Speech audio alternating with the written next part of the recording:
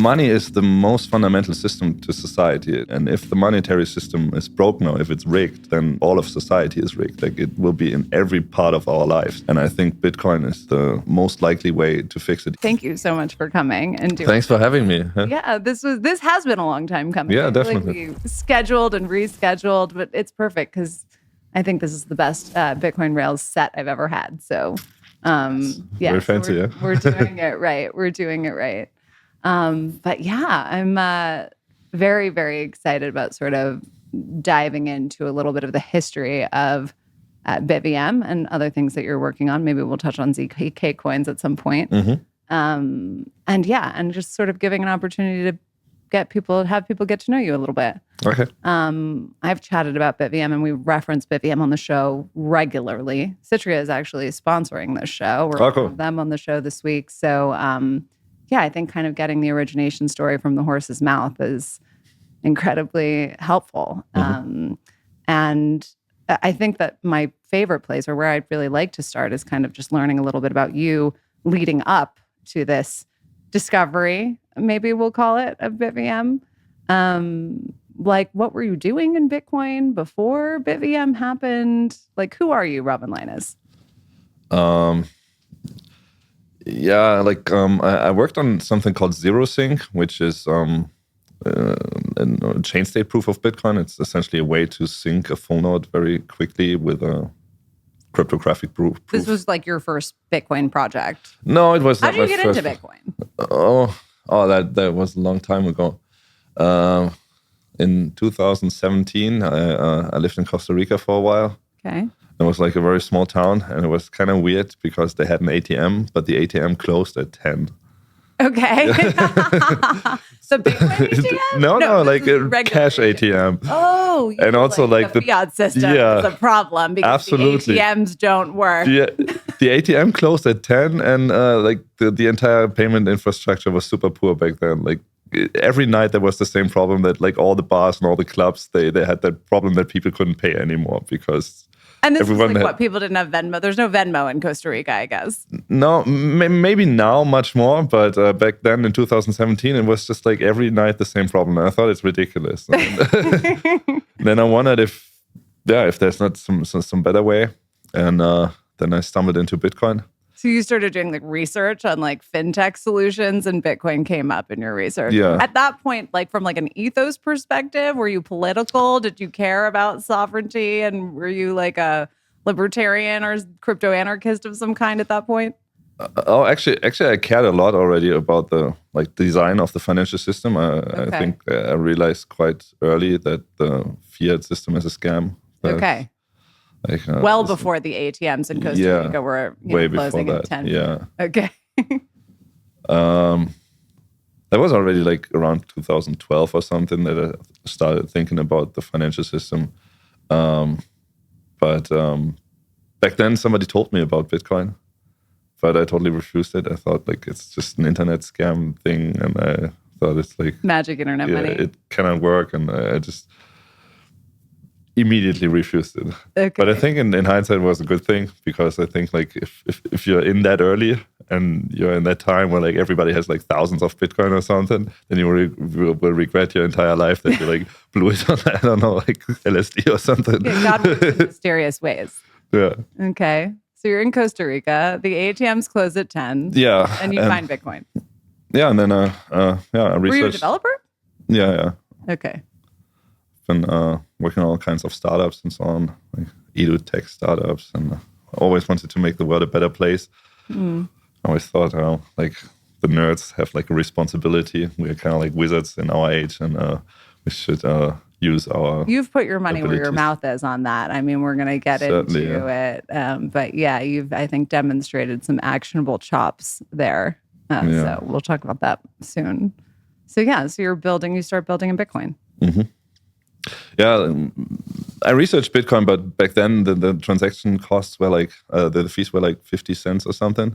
And I thought that's not quite viable. Like, it's a bit too high. So I wondered if there's not some way to make it faster. And that's how I got into the rabbit hole. And it's also how I got very excited about cryptography in general. The more I read about cryptography, the more I absorbed it like a sponge, and I just knew this is it. Like I was certain that this kind of combines everything that I like from my critique of the financial system to like math and computer science and like also the psychology of it all. I just knew that this is what I love. You fell in love. Absolutely, yeah. And then that was 2017, and then in 2018, no, actually at the end of 2017 already, I started building my own blockchain. Really? Yeah. Why? Just out of curiosity, actually. Okay. I guess you do learn a lot building a blockchain. Yeah. Was there a purpose? Did it have like what were you going for? I want to solve payments. I thought like the world needs a better payment system. That was the core use case that you've always cared about. Yeah. That never changed. Never changed. No. I think that it's still like by far the number one thing. And actually, Bitcoin should be about that, I think. It's funny. You've pilled me on that, actually, personally. Did I? I feel like I've sort of been on the fence about whether or not it would be kind of fine if it just remained a store of value. But watching your interview with Bankless, my opinion has completely changed there. Yeah. Wow, happy to hear that. I sort of realized that if it's not a medium of exchange, then permissionless is broken. Yeah. Yeah, those things are inherently linked. So thank you for that. I mean, money is the most fundamental system to society. It's like to organize society, you need money. And if the monetary system is broken or if it's rigged, then all of society is rigged. Like it will be in every part of our lives. And that's actually what we are currently experiencing, that all kinds of incentives are misaligned because the money is broken, because the money is rigged. And I think Bitcoin is the most likely way to fix it, even though the chance is small. I think it's still, it's not very likely. Do you think the chance is small that Bitcoin will win? I mean, do you think that it depends on exchange specifically? Yeah. I think as like a store of value, this is... it's done. It's done, yeah. I think that, now that BlackRock is in there and like all these... big financial institutions. Yeah, this definition of money, I think, is important to be really clear about. As a store of value, you think we're already there, it's done. Yeah. But you think that medium of exchange is a less than that is most relevant, yeah. It's the most relevant. Yeah. You think it sounds like you're a little bearish on it. I mean, I'm realistic about it. I definitely hope that we will succeed, but if you just look around, like how many times have you used Bitcoin this week for payments? Yeah, the payments use case is not picking up. Yeah, there was like a great window of opportunity around like 2017, 2018-ish. That was before Venmo caught on and like before it was like just easy to send your friends money and so on. But we kind of missed that window of opportunity because Bitcoin didn't scale quickly enough. Like the Bitcoin caught on, but it like hit that ceiling where it couldn't scale well enough anymore, and then transaction fees became too high. And then the hype fell off. Like people didn't use it for the money use case anymore because it became too expensive. And I think that was quite unfortunate. But I hope we can recover from that. I hope so. It sounds like you're doing a lot to try to make that happen. Sure, that's what I'm dedicating my work life to. Yeah. So you tried to create a blockchain to solve payments that was separate from Bitcoin. Yeah. But I mean, it was foolish in hindsight. It was totally foolish. Yeah. Were you like kind of deep in sort of like alt chain landia at the point? I mean, were you doing research with Ethereum? What were you researching at that time? Yeah, I started researching Ethereum. I had a lot of ETH back then that I bought for like $10 or something. I blew them all on like weird smart contracts and like building all kinds of weird smart contracts that were kind of useless. It was kind of obvious that ETH or like Ethereum doesn't scale that well either. It will hit a similar ceiling as Bitcoin. Back then it was still cheap, but I thought it won't scale in long term. It won't scale like as a global money. And so I wondered if I can do better because I was just foolish and optimistic, idealistic. Well, in hindsight, it was that effect that if you don't know things, then you're way more confident about your abilities. 100%. Yeah. Dunning-Kruger effect, I think it's called. That makes sense. Yeah. Okay. And so then when did ZeroSync happen? Was that sort of the next leg?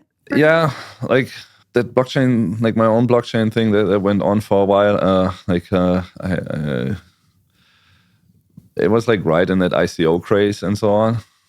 It was like doing that craziness, and I founded a company, and then we did an ICO and so on, and then eventually my partners kicked me out because they didn't like my idealism. Really? Yeah, essentially they thought, okay, like these stupid ICO investors, they gave us like insane amounts of money, and you were like, no, we're not going to take the money. Well, you didn't want back then we took it, but that was the issue that destroyed the entire project, because I thought we're gonna take that money to like make to build a great payment system.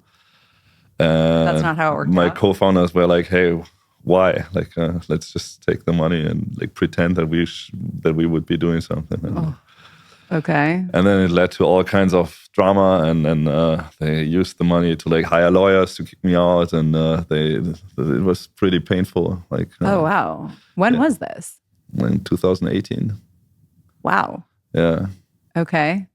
So that was a multi-year period of your life where you thought you were going to build the next big payment system, and then you realized that your founders were just sort of in it for the cash. Yeah. That is disappointing. Yeah. So what happened after that? Well, the good thing about that was that it convinced me that this entire altcoin world is not my world. I thought there's so much dishonesty in there, and there's so much. That's when you became a maxi. Exactly. Yeah, that's where I became a maxi from like head to toe. Like deep in my heart, I became a Bitcoin maxi.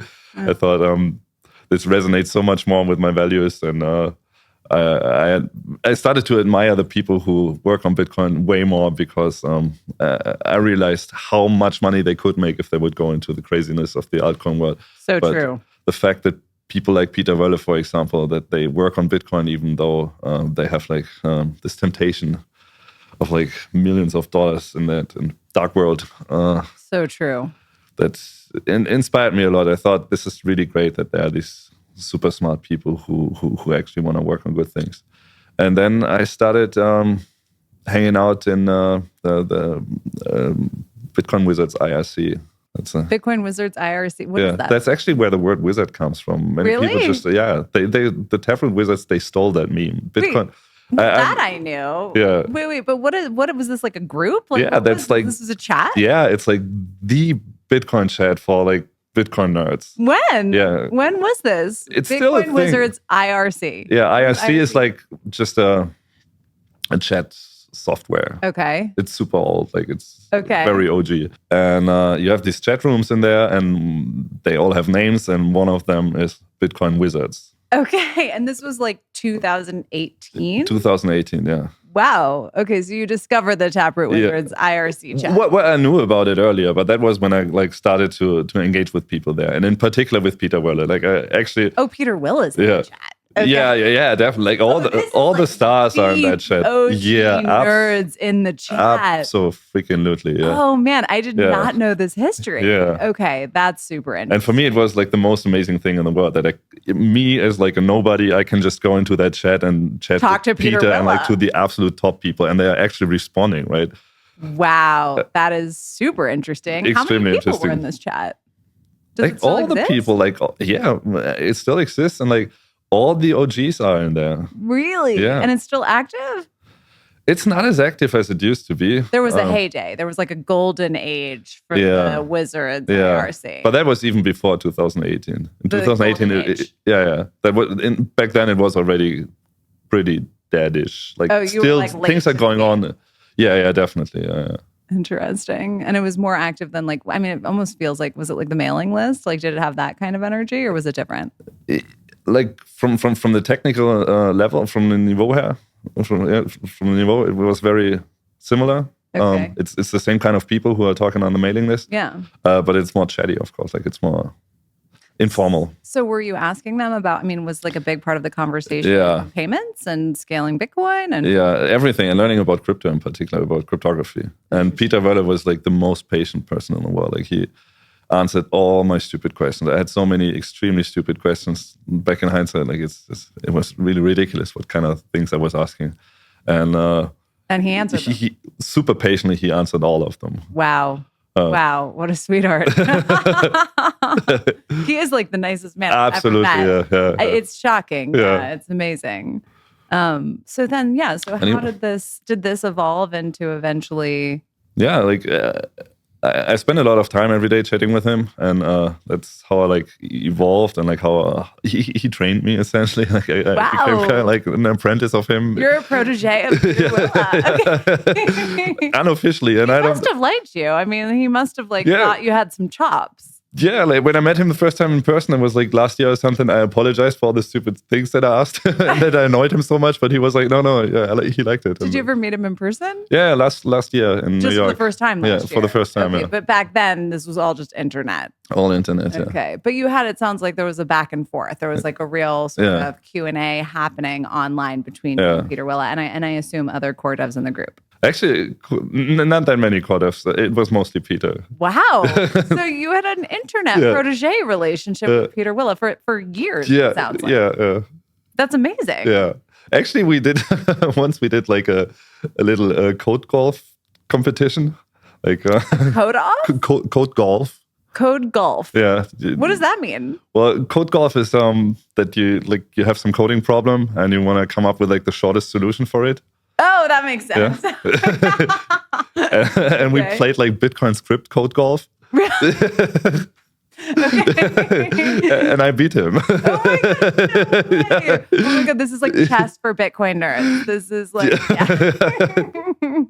Okay, wow. Was there like a specific problem that was put out and then you had to compete and you beat him on one of the code golf rounds that you played? I'm not sure anymore what it was. It had to do something with... Did he say good game? Malleability. Yeah.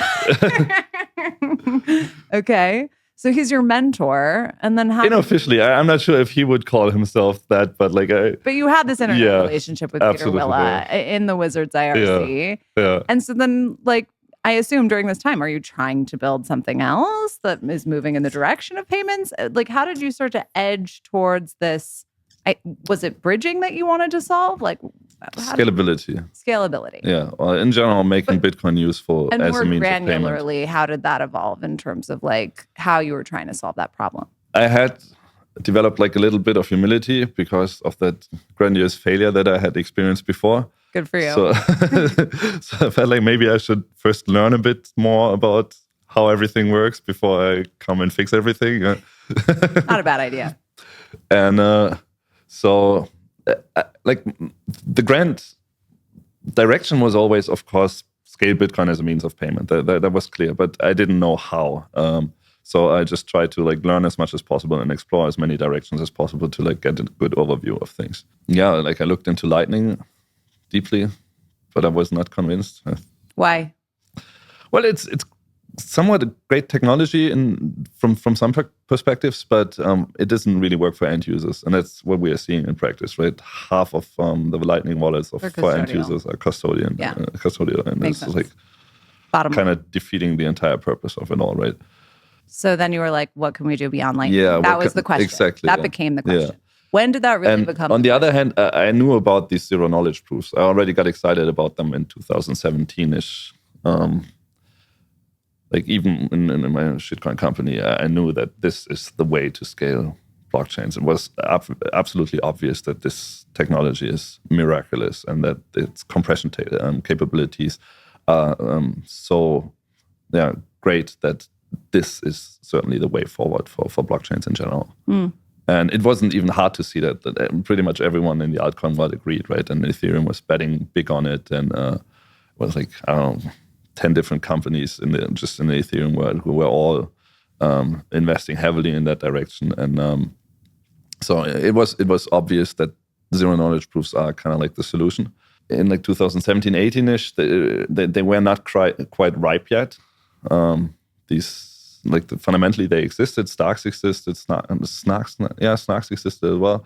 It wasn't like that the tooling was ripe, that it just became easy to develop complex things. But then I think in 2019-ish, Starkware approached me, or they approached Ruben Thompson first and told them, hey, we want to do something in the Bitcoin world, and we would like to have someone applying Starks to Bitcoin. And they approached Ruben Thompson, and Ruben said, yeah, well, I'm not a developer, but maybe ask Robin. And then they asked me. And I first thought, first of all, I thought it would be super interesting to just apply them without some kind of soft fork for this chain compression thing, for light clients, ZK light clients. But I thought that this is impossible because it would be just too much computation.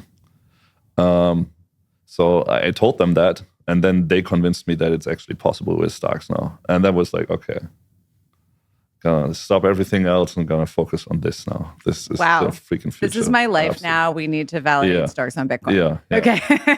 When I realized how powerful they are now. 2020, probably? Yeah, 2019, 2020, something, yeah. So you were working on this for years before BitVM actually came to fruition. This was an obsession to figure out how to verify Starks on Bitcoin. Well, not verify. There was, in general, that idea, let's apply Starks to Bitcoin, whatever that means.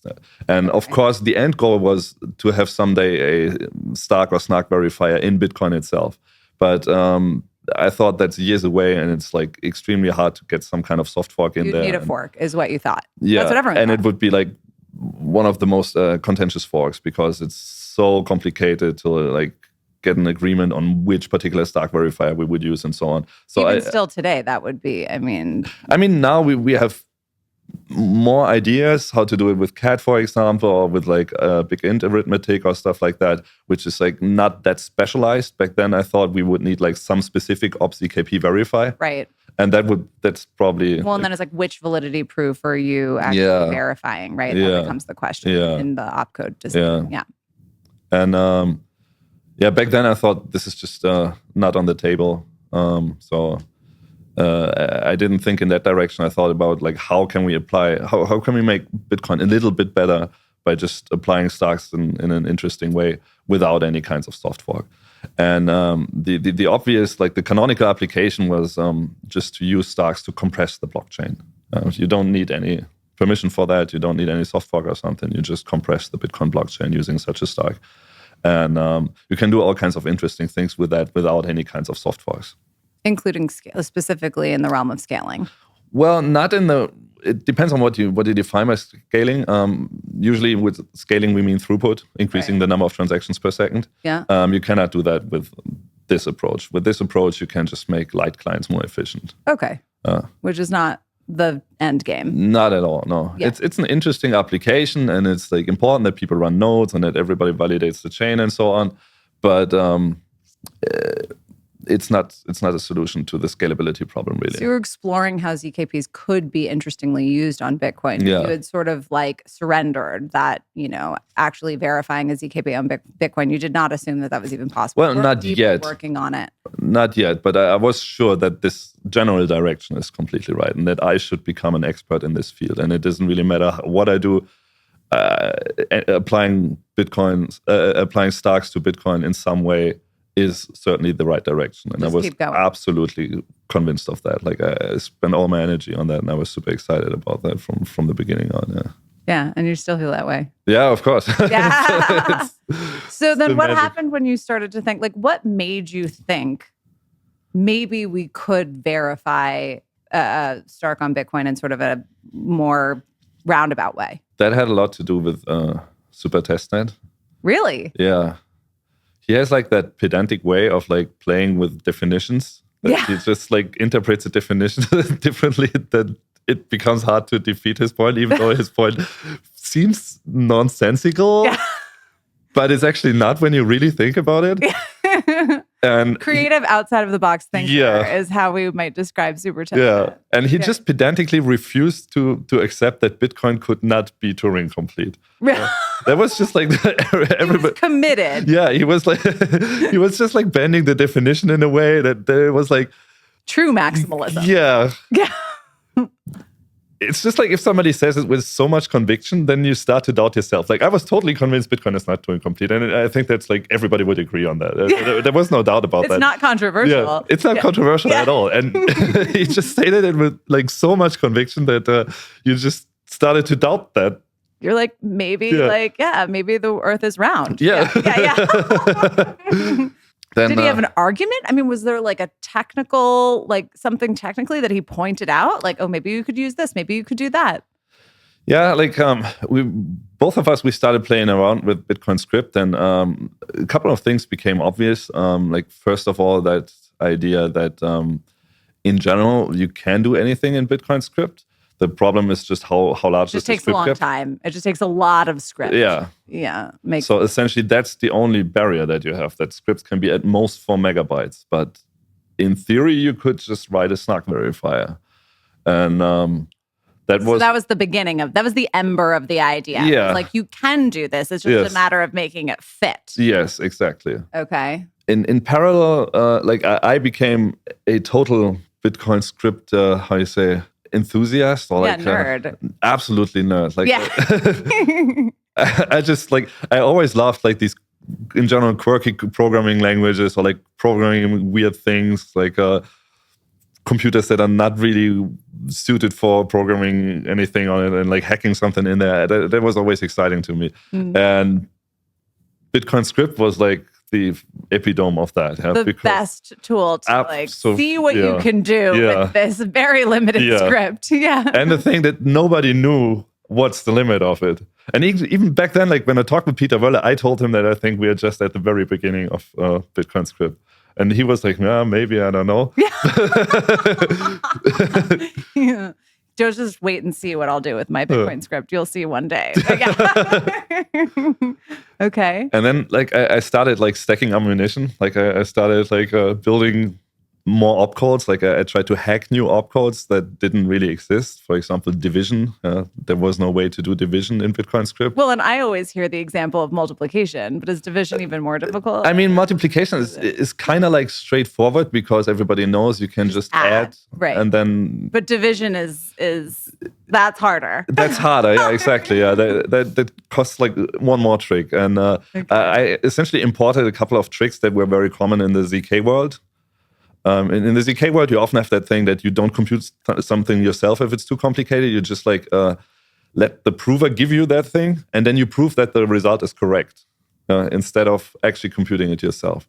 And for division, that's like a prime example because you don't do the division. You just take the result and multiply it by and see if it's true. And see if Okay. So you just do the inverse. And this is, I mean, this trick that you're describing right now kind of reminds me of like now we're moving into like what just optimistic. Yeah, exactly. Yeah. Right. Optimistic verification is. Right? Yeah. But we'll get to that. And then like with SuperTestNet together, like I started building all kinds of like new opcodes, for example, bitwise XOR, and like all kinds of primitives that you can use to build like higher level things. For example, a hash function or so on.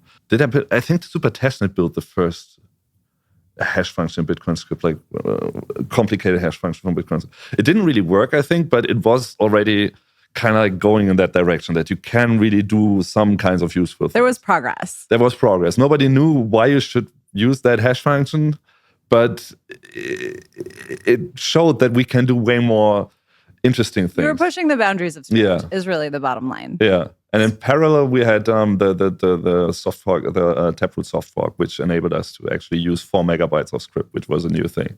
Back then, before that... When did Taproot actually? I think that was like 2021. Okay. Before that, we had at most... You're like, now we have more data, we have more space to play. Yeah. Before that, it was like 10 kilobytes, and now it was 4 megabytes. So that enabled all kinds of new things. And then, just to speed up, I could talk about many details, but to speed it up a little bit, that at the Bitcoin conference in Miami in, when was that, 2022? Yeah. I, for the first time, met SuperTestNet in person at the Nostra Beach party. Oh, wow. And... no, that must have been 23 then, right? Was that 23? Didn't Nostr happen kind of in 23? That's when Nostr blew up. Maybe it was 23. Okay. Yeah. So you met Super. I met Super, and there was also Sam Parker. On that beach, we decided that we're going to have a Telegram group, and we're going to name it Hack a ZKP Verifier into Bitcoin Script. and then we're going to invite all the cool wizards.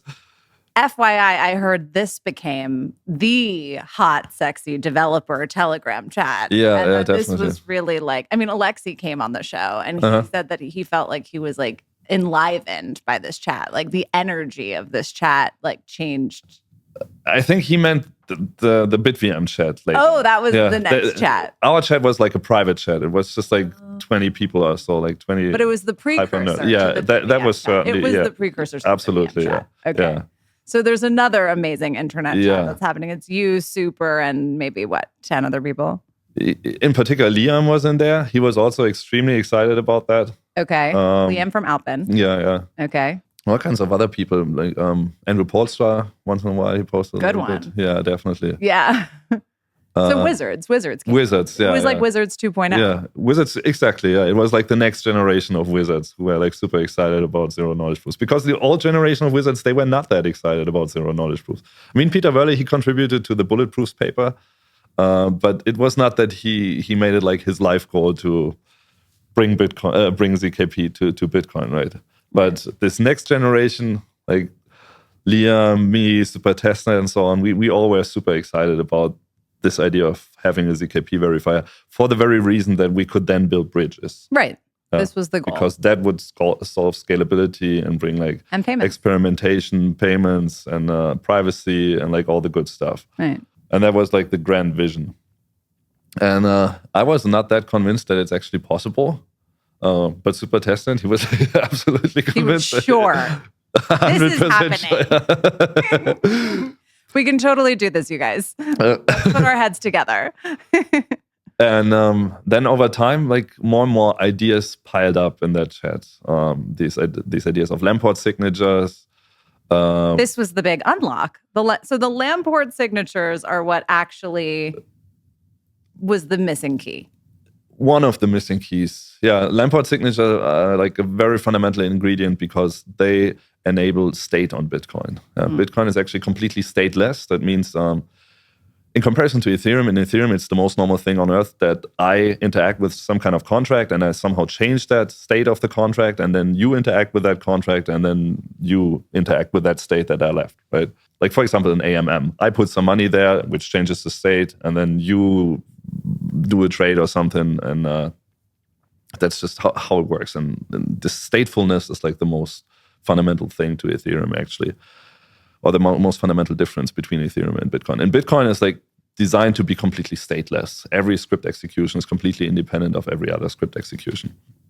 So what we needed is to have like some kind of state in there, and Lamport signatures actually solved that. That was pretty much the key insight that led to BitVM in the end.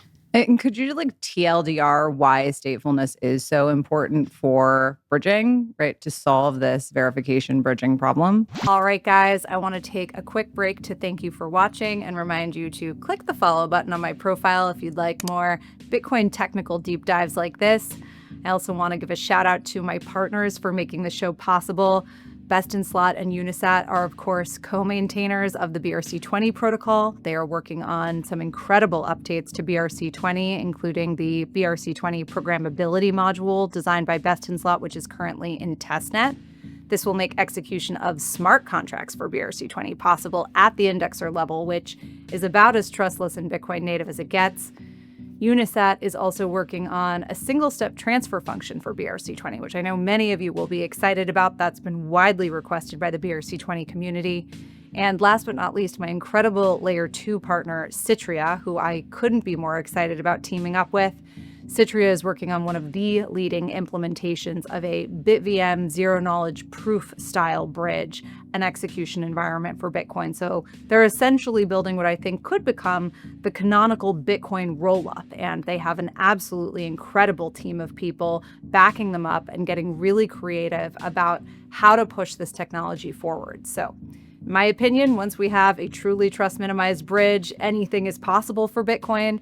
So I'm very grateful to Citrea for their work and for supporting the show. Let's get back to it. The main problem is that we cannot put enough stuff in scripts, right? Like the scripts are at most 4 megabytes, and any ZKP verifier, if you implement it in Bitcoin script, is like gigabytes or something. So it's just not possible to do all the computation in a single script. So what we need is like some kind of way to like do parts of the computation in the first script and then the next part of the computation in the next script. Makes sense. You need to be able to connect these transactions essentially. Yes. Yeah. Okay. So Lamport signatures possibly or contribute to solving this? Yeah. What were the other like key unlocks that made BitVM possible? This entire idea of optimistic verification, that was super fundamental. Yeah. That you don't actually execute the entire verifier. You just claim that this is a correct proof. And if it's incorrect, then you can succinctly disprove it. And this like infinitely improves efficiency because the idea is essentially that you almost never will have to actually verify compute on Bitcoin. Both. Yeah. First of all, you align the incentives such that it just usually doesn't happen. And second, if it happens, it's still much cheaper than doing the entire execution. This might be a good opportunity. I wanted to ask you a little bit about, so people throw around the word trustlessness a lot, creating trustless bridges. This optimistic verification is sort of where we get something a little bit less than trustlessness, correct? Yeah. So it's like a one of n trust assumption. Can you explain a little bit more about that? Yeah, there are actually two trust assumptions, two one of n trust assumptions. First of all, we have to emulate covenants. And to do that, we essentially pre-sign transactions. And we are doing that with like a big committee, like an N of N multisig. And all the parties sign. And if one of them is honest and deletes their key after they signed, then this covenant is safe.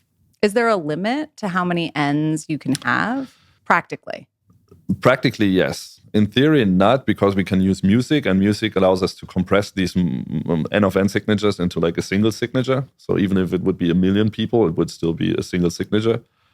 But practically, you have to run this ceremony, and like if one party is like going offline for some reason, any kind of failure or something, then you have to restart that ceremony, and it's quite like it's a so-called like safety versus liveness trade-off.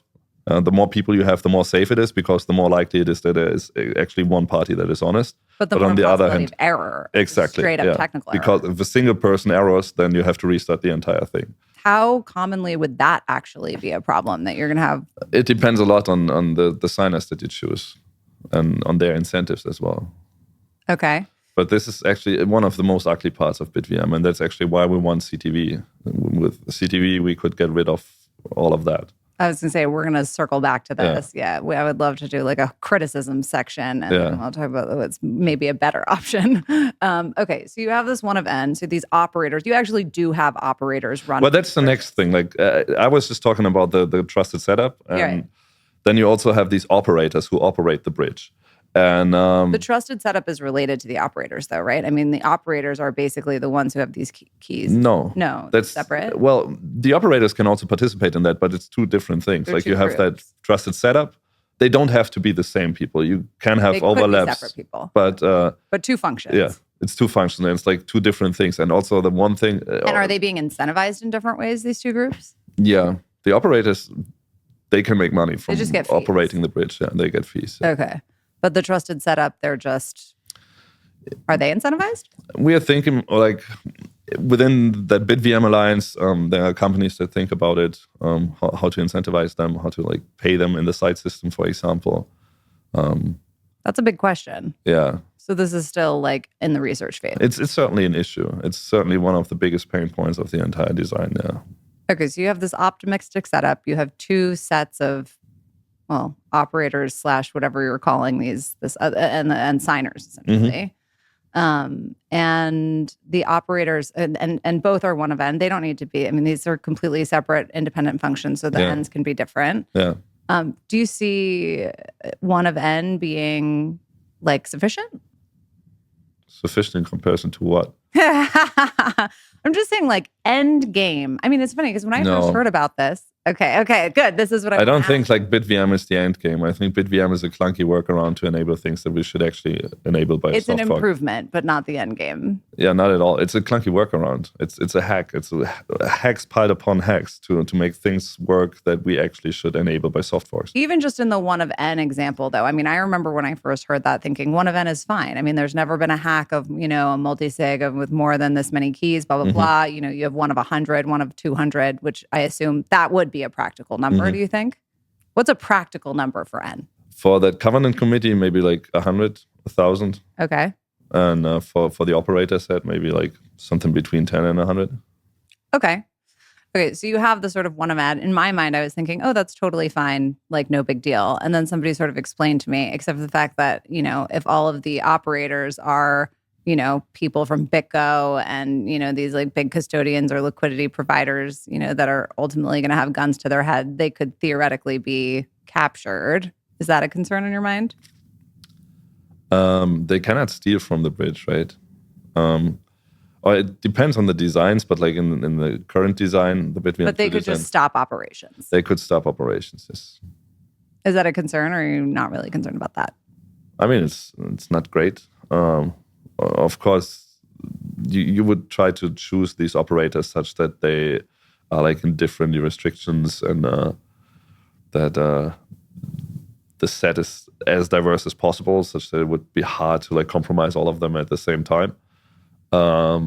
But it is definitely an issue, and I don't want to defend that. Like I would love to have arithmetic opcodes, like big int arithmetic, that would solve all of it very cleanly, and could get rid of all these crutches that are just there to like make it possible without soft forks. I was going to save the sort of covenants conversation for later, but I'm just going to ask you now. So do you have like a favorite covenant? Do you have a soft fork that you really want? I think that's like a bit of wishful thinking. I think there are two very fundamental dimensions to any soft fork upgrade. And this is like the technical dimension. And you are essentially asking me about that. But the technical dimension is way less important than the political dimension. I think the political dimension is actually what makes things happen or not. And you could answer the question both ways. Yeah, I'm just trying to explain that. And I think right now, if I take both dimensions into account, CTV is by far the best shot. I think it's by far the most likely, the least controversial. Yeah. Politically. But it's still like kind of a hack for our use case. It's not really designed for the thing that we are doing, because CTV commits to outputs. It's an output committing covenant. And we also want to commit to sibling inputs, essentially saying input A is only spendable in conjunction with input B. Versus what was the other option? The other option is input A has to create output X. Okay, so CTV you think is the most politically palatable option that will It's the most mature, and like it has the most people behind it, also the most like maxis behind it. All the Lightning people like it. Not all the Lightning, but many Lightning people like it, because in conjunction with checkstick from stack, it gives you Lightning symmetry. And it's just the most likely candidate, I would say. Is there something else that you would prefer in like a perfect world? Yeah, well, in a perfect world, we would have something like TX hash or introspection opcodes that give you like more fine granular control over what your covenant does. In particular, it would give you like a clean way to commit to sibling inputs. That would allow us to get rid of this hack that we are currently planning to use with CTV. On the political side, do you have a sort of point of view about when you kind of see something like CTV happening? I mean, are you bullish on this actually happening anytime soon? I want to use my reality distortion field as much as possible to make it possible in this year. Okay, right. We're going to manifest. So I believe in it. Like we're going to manifest CTV, you guys. CTV is going to happen in 2025. All right. Yeah, we're manifesting it. All right, perfect. Okay, so it's just going to happen. So you unlock this potential of sort of hacking this ZK verifier into Bitcoin using magical Bitcoin script. Yeah. And you put out this paper. I mean, what happens when you put out this paper? I mean, how does your life change when this paper comes out? I mean, that was crazy, of course. Like I made this Twitter post and it went like totally viral. I think like 3 million views in a single day or something. All kinds of VCs started stalking me. And you had to bat them away. Yeah. Shoo them away like flies. We had a hacker house shortly after with like Liam and Super Testnet, and Burak was there. And did anyone actually, was there anyone that you actually made eyes at? I mean, were you tempted to start a company? I was pretty traumatized by that stuff that I experienced with my shitcoin company. Wow. And I was like very hesitant to take any of that money because I thought I would run into the same kind of incentives issues that like attract the wrong kind of people, and like other people took money though. Of course, yeah. Yeah. But I mean, it's interesting. Fine. So you did not get involved with any company building, notably. Mm-hmm. But several people, including Liam, I mean, and this is not a criticism. I think these companies are amazing. They're doing awesome work. But several people did start companies around BitVM. What's your relationship with those companies? How do you work with them? My team, ZeroSync, we started to implement BitVM, but all these other companies popped up, and all of them started building their own flavor of BitVM. And this is when the BitVM chat came. This was when... that was before that. The BitVM chat was like right the day when the white paper was released. Okay. And all of these companies started to like chat in this. And that was an open group. Yeah. That was anyone who wanted to learn about BitVM could just join this BitVM Telegram group. And this was the chat that Alexei said opened his eyes, I think. And sort of changed his... It was very active in like first half year or something. Very high signal is what he said. Yeah. And so you're batting away the venture money, but watching other people start companies.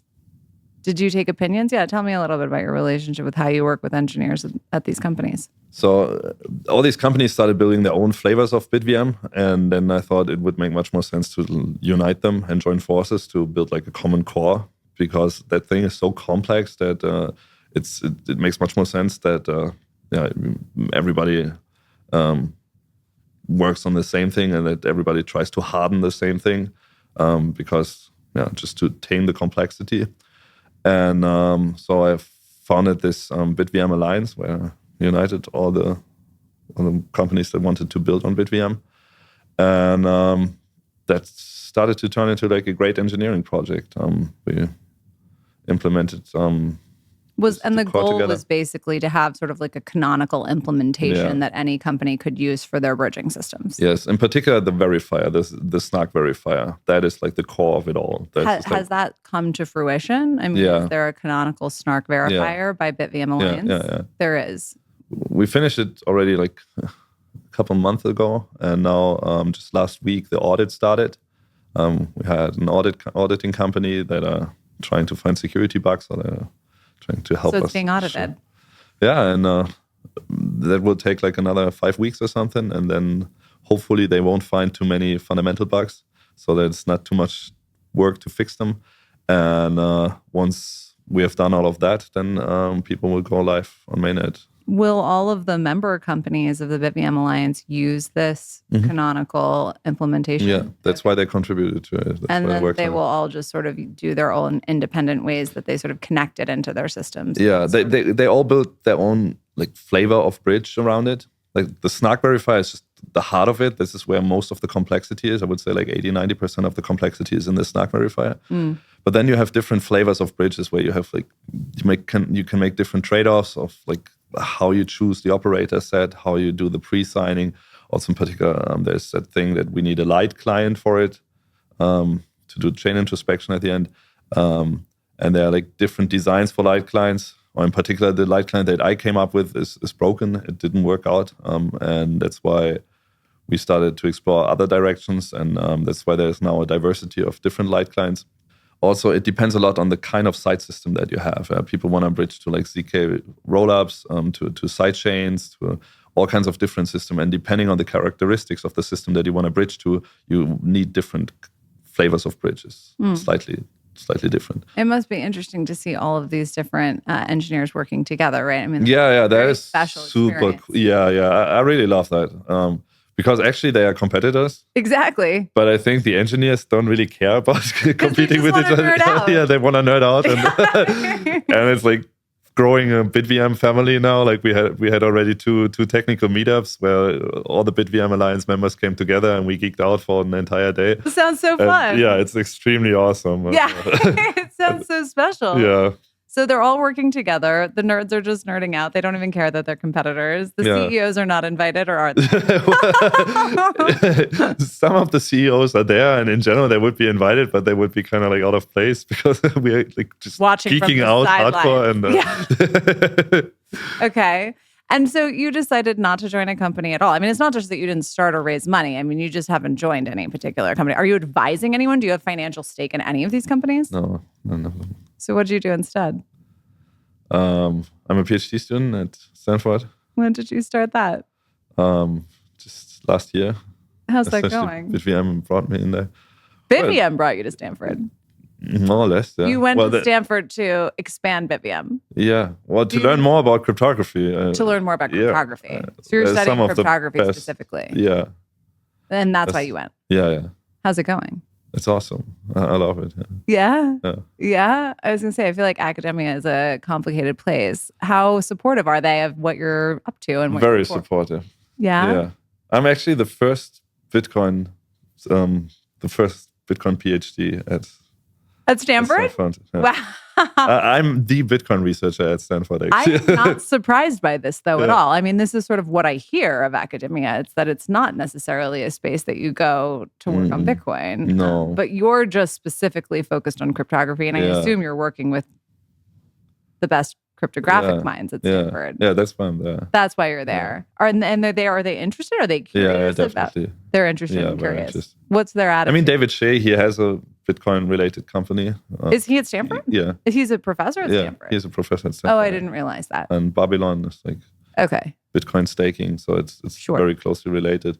But also Dan Bonnet, who is the cryptography professor at Stanford, he's also quite supportive of Bitcoin. He even hosts the BitDevs meetup once in a while. Oh, so he's a Bitcoiner. I'm not sure if he would call himself a Bitcoiner, but he has a genuine curiosity for that technology. How many PhD students are there focused on cryptography right now in your cohort? Maybe like 10 to 20, something. And are any of them interested in Bitcoin? More and more. Like I think I'm nerd-sniping some of them into working on Bitcoin indirectly. Okay. Yeah. Actually, Adam Beck, he wrote me a letter of recommendation to get in there. And I promised him that I'm going to orange pill the campus as hard as possible. Wow, that was the trade agreement that you made with Adam Beck. I mean, I think if we can get academia a little bit more involved, that would be like a highly impactful thing to do. It's happening, yeah. It's happening. Yeah. You see it's happening. Yeah. Are you coming up against any roadblocks there or not really? Yeah, certainly. I mean, you are. Many academics just don't like Bitcoin. Like we get often like these reviews which are just like extremely biased, where you can see people just hate Bitcoin, and that's why they come up with reasons. Is it because they're just like hippies that like care about like mining and climate change? Like what is it? Is it that? It's mostly that. Okay. And in general, they see it like as something impure or so. Because they think it's like the rest of crypto. They don't know the difference. I mean, many crypto people don't like crypto. The cryptographers don't like the cryptocurrencies. Yeah. I mean, I think a lot of Bitcoiners don't like cryptocurrencies. Do you think that the issue is that they just don't understand the difference? But I think that Bitcoin in particular is bad. In particular? Like because proof of work is bad. Yeah. I think once we had a review that was something like, it didn't bias my review at all, but I really don't like Bitcoin because there is already proof of stake, and why do you waste all that energy? But it didn't bias my review. Are you proof of work pilling people at Stanford? That as well, yeah. There's that Stanford blockchain club, and I'm often engaging with them. Pilling. And they all thought that proof of stake is like the thing, and I try to explain to them why I think proof of work is way superior. And they're slowly buying it. Yeah. What arguments work on them? Well, first of all, if you defeat that argument that it would waste energy, if you tell them that it actually uses waste energy instead of wasting energy, that helps. That is already, they get that. Okay, that's good. That is just like fundamentally more secure if you like use real resources, physics as like the arbiter of truth. Do they understand the monetary policy aspects or not really? I mean, inflation is very high in Palo Alto. So I lived in San Francisco for 10 years, and I will say that is exactly why I bought into Bitcoin. Yeah. I was like, what is going on here? All right. Okay, so we're going to bounce around a little bit. Something that I forgot to ask you about was BitVM 2. Mm-hmm. So I had Alexi on the show, and we chatted a little bit about this. What is the difference between BitVM 2 and BitVM 1, and why did you put effort into sort of refining this paper? BitVM 1 had a particular drawback. that it was permissioned. So the verification was permissioned. It means like during setup, you have to define a particular set of people who can challenge malicious pegouts. Oh. This is so that you could pay them out, basically. This is because you needed to define the receivers of whatever Bitcoin would happen during the pegout. That's actually the reason why we have these operators. But the problem was who can challenge operators? Who can... Why was that permissioned? Why was that permissioned? Because the challenges were also stateful. And to introduce state, you have to introduce an identity, essentially. You need a private key to set a particular state. Okay, that makes sense. Okay. So you solved this. Yeah. BitVM 2 solved that. How? Well, the key idea was to just reduce, like to reduce, get the statefulness out of the challenger, to make it just a single round. In BitVM 1, it was multiple rounds, and that's why you had to carry state over multiple rounds. And in BitVM 2, we reduced it to a single round. It's like at the expense of using more on-chain data. So in the worst case, it becomes slightly more expensive. But since the worst case hardly ever happens, and in particular, if you align the incentives well, it probably will never happen. That has been shown by other optimistic systems in the Ethereum world. So we thought it's a reasonable trade-off to buy this superior security guarantee of having permissionless verification at the expense of more block space. Were there other like kind of substantive upgrades in BitVM 2, or was that the primary? That was the primary thing. Yeah. That was the primary thing. And then when did BitVM 2, like BitVM 2 kind of came out around the time that the BitVM Alliance was really formed? I think it was formed a bit later. It was formed a bit later. Yeah. So what do you think you'll do after Stanford? I mean, is your goal to never work for a company again and just be an academic in this space for the rest of your life? I mean, the main goal is definitely to scale Bitcoin. That's what I'm working on. I started giving Bitcoin classes at Stanford, and I really enjoyed that. Wow. And it seems like my enthusiasm is kind of like contagious. Wow, it is contagious. I feel it. Yeah. So, I do like that. I do like to inspire these bright people who go to Stanford to work on Bitcoin and not work on AI. Yeah. Yeah, this is way better than AI, you guys. Yeah. Definitely. Liam put it very well yesterday. He said, like, AI kind of like, it has a centralizing effect for power. It centralizes power. It makes the powerful people way more powerful than it makes the average people more powerful. Right. But it's like fiat. Yeah. It's like the ultimate fiat. But on the other hand, Bitcoin is designed to decentralize power. So AI centralizes power and Bitcoin decentralizes power. And that's why I think it's the more noble thing to work on Bitcoin. You're trying to make this case to the Stanford, to the kids. Yeah. Even though AI is more interesting, to be honest. It's like so. Is it really? It's even more magical. Yeah. You think so? Unfortunately. You're like a secret AI researcher. What's your biggest fear about AI?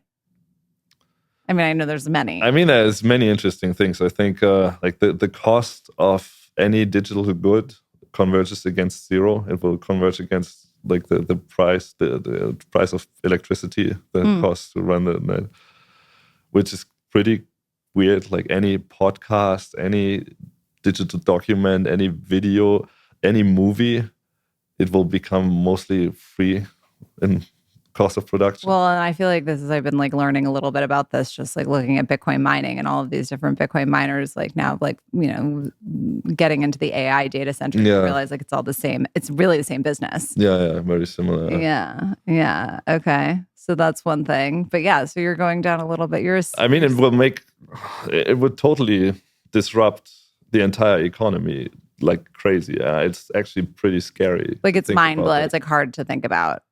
It's not hard to think about. I think it's quite obvious what will happen. Like most people will become useless. That's a huge issue. What does that mean? That means we're going to live in like a UBI world. Everyone will have to be on UBI. Bitcoin will go to like $1 billion. I mean, birth rates are going down. So we kind of solved that issue. I mean, yeah, no one can afford to have children. Yeah, it's basically the deal. But yeah, so you're kind of watching that as well, it sounds like. Of course, yeah. I'm very excited about AI. I'm using AI all day. I find it very interesting how like you can use it to analyze cryptographic protocols. Like I come up with like new cryptography thingies every day, and then I give it to ChatGPT and tell it to pick it apart. New cryptography thingies every day. Yeah. Every day, multiple. Okay, so maybe you will be a teacher. Maybe you'll just stay in academia. This is an option. Well, hopefully not. Like in my heart, I'm certainly an engineer. What inspires me the most is to build things that are actually useful to people. Like if I see people use things that I've built, that this is fulfilling for me. Very fulfilling. At some point, that would mean that you would have to like get paid for it, though, right? Theoretically. I mean, we are getting grants. Okay. Currently, so you're on the grants train. Yeah. The grants are like how you make that work. Yeah, I'm not sure how sustainable that is in the long term. Also, I guess it depends on how impactful this is. Yeah, of course. If it continues to be impactful, more money will come in. Yeah. So far, it worked out. Yeah. I should shill the ZK coins because that's actually what I'm most excited about. Okay, we're going to quickly shill ZK. ZK coins. This is something you're working. I mean, you're working with Blockstream on this, right? Yeah. I was working on it even before I started working on it. How did this come up? Yeah, that was... Tell people what ZK coins are. Yeah, ZK coins is like essentially a privacy protocol on top of Bitcoin, which is also insanely scalable. You can scale Bitcoin to like roughly 350 transactions per second. I heard it once described as Taproot Assets on steroids. Yeah, Taproot Assets on steroids. Yeah. Okay. That's a good way to put it, yeah. Okay. That's actually how it came up more or less, because back then when I was working on ZeroSync and these chain state proof and like applying Starks to Bitcoin, at the same time Taproot came up and it became more and more popular. And when I looked at it, it became pretty obvious that this would be way better if we would combine it with Starks. Actually, the main issue of these things is that the sender has to send the entire coin history to the recipient off-chain. With Taproot Assets. With Taproot Assets, yeah. Okay. And then the coin history actually grows quite quickly. Depending on how you use it, they say, well, we are mostly using it in Lightning channels. And once you use it in Lightning channels, then the transaction history doesn't grow. Okay. Because you only need to like put it... You don't actually do on-chain transaction. Like for every on-chain transaction, the history would grow. But as long as you only use it for off-chain transaction, the history doesn't really grow. Okay. But it kind of like... It's like at some point you need to settle. It's not a very strong argument. Yeah. And it became very obvious that if you combine that with Starks, you get like great compression, and you can do all kinds of other things to make it way more efficient. For example, Taproot, they still have like 1 Bitcoin transaction per Taproot asset transaction. Okay. They're like entangled. Okay. And I figured out that you can disentangle that you don't actually need a Bitcoin transaction to make I call them ZK coins transaction. You just need block space, and you can have arbitrary block space. You don't have to entangle it with Bitcoin transactions. Oh, that's interesting. Even like the idea of separating block space from Bitcoin transactions is a little bit of like a new idea to me. Separating Bitcoin transactions from like CSV transactions, from client-side validation. Okay. Yeah. Okay. You're still using the block space provided by a transaction. But the point is that you can batch many of these that makes sense. ZK coins transaction into a single Bitcoin transaction. Okay, that makes sense. The overhead of a Bitcoin transaction amortizes. For the end user, what do you think are the benefits of ZK coins? There are lots of awesome benefits. Like first of all, it's much cheaper. Okay, than Taproot Assets. Way cheaper, yeah. Way cheaper. Okay. Like Taproot Assets are just as expensive as regular Bitcoin transactions, essentially. So you would have like, how much is it? Like 160 V-bytes or something per transaction. And with ZK coins, you can get it down to 5 V-bytes. It could be even cheaper than a Lightning transaction. Oh, wow. Yeah. Okay. All right. Okay. So cheap is one of them. It's cheap. It's extremely scalable. It scales to 350 transactions per second. Are there privacy? But I don't know much about Taproot Assets, so excuse my ignorance. But are there privacy benefits? Not really, no. Okay. And ZK coins would offer perfect privacy. It obfuscates both the transaction graph and the amounts. So you would have Zcash level privacy. You have all kinds of other things that are nice. For example, you could have like reusable addresses. So I could put my address on Twitter, and people can send me money, but nobody can relate any payments. So it doesn't leak anything about my transaction history. It's just... And this is just an open source project that you're working on with some engineers at Blockstream? Or is this like an official Blockstream project? Well, it's currently an official ZeroSync project. Like the ZeroSync team is working on that. We have started doing the implementation. position ZeroSync in all of this? Is ZeroSync like your foundation essentially? Yeah. It's a Swiss association, like it's a Swiss nonprofit company. Okay. It's me and Lucas and Tino. Like, and the mission is to work on BitVM. It's just the mission is really just scaling. The general mission is scale Bitcoin by applying zero knowledge proofs to Bitcoin. And that could be anything related to BitVM. This could be Zcoin coins. This could be anything. So this is your core mission. Whatever needs to happen by grants or by any other means that you find in your ethical compass, you will scale Bitcoin. Yeah. Okay, good. It's going to happen. Yeah. It's going to happen. It's going to happen. Anything that you see for the future of BitVM? I mean, you said, like, let's just assume that an opcode is far away. Mm-hmm. How far do you see this technology being, going without a soft fork? I mean, is this something that we could really use reliably without a soft fork? Yeah. You said there's no small chance. Well, Super Testnet had another prophecy. Like, he was kind of upset that we moved on from BitVM 1 to BitVM 2 before BitVM 1 was finished. Or like BitVM 1 was almost finished, and then we came up with BitVM 2, and then everybody moved on to BitVM 2. And then Super Testnet started criticizing it publicly, and he said, they probably will come up with BitVM 3 before BitVM 2 is deployed. I was going to say, I have a feeling there might be a BitVM 3 coming up. I mean, why not? Just keep pushing it forward and pushing it forward, right? I mean, and actually, that exact thing happened. Exactly. We talked about this. Yeah. I think I'm referencing the right. Yeah. This is Liam's invention. Well, multiple people have been working in the same direction at the same time. Liam has been working on it already since, I think, half a year or something. Okay. But he kind of got stuck back then. And then Jeremy Rubin came, and he kind of just reinvented the idea. And he did essentially the Super Testnet trick that he just super confidently said that this is working. He just glossed over all the big issues. He also has that, je ne sais quoi. Just activate the reality distortion field, and this works. That sounds right. Okay. And he told me about it at MIT Bitcoin Expo, and he immediately nerd-sniped me. This entire Garbled Circuits thing is like a great nerd-sniping thing, because the first steps are super easy. You can explain to a nerd. Wait, go back. Did you say garbled tables? Garbled circuits. Garbled circuits. Yeah. That's like the general. Garbled circuits is going to be, by the way, you guys watching sort of like the next phase. I feel like BitVM 3, whatever that looks like, there's going to be garbled circuits involved. Already in people's minds, like in the BitVM Alliance, garbled circuits already kind of made BitVM 2 obsolete. Oh my! Which is unfortunate. We just finished, we are about to finish the audit, and it's just about. Oh God! Now you have to audit it again.